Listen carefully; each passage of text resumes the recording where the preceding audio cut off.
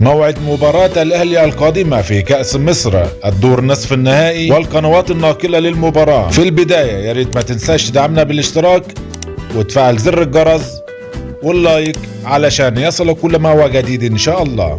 ويلا بينا نبدأ الحلقة.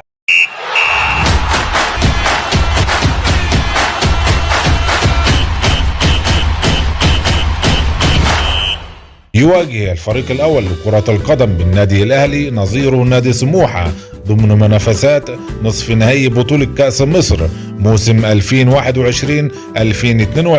تقابل النادي الأهلي فريق المصري بالسلوم وحقق الأحمر الفوز في المباراة بهدف نظيف سجله أحمد عبد القادر في الدقيقة 59 من منافسات دور ال 32 لكأس مصر. ومع الوصول إلى دور ال 16 انتصر النادي الأهلي على نظيره نادي مصر للمقاصة بهدف دون رد سجله اللاعب رامي ربيعة من خلال ركلة جزاء. وقابل النادي الأهلي نظيره المقاولون العرب في دور الربع النهائي وسيطر التعادل الإيجابي في المباراة بهدف لكل منهما.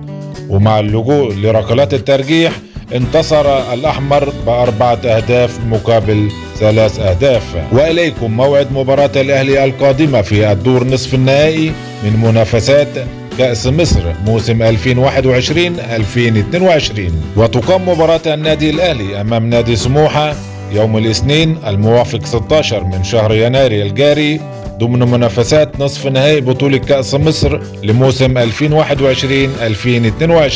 وإليكم القناة الناقلة لمباراة الأهلي ضد سموحة في الدور نصف النهائي من مسابقة كأس مصر 2021-2022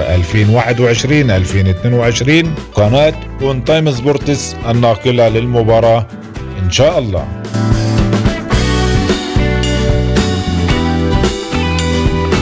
وفي النهاية يا ريت ما تنساش دعمنا بالاشتراك وتفعل زر الجرس واللايك علشان يصلك كل ما هو جديد إن شاء الله. والسلام عليكم ورحمة الله وبركاته.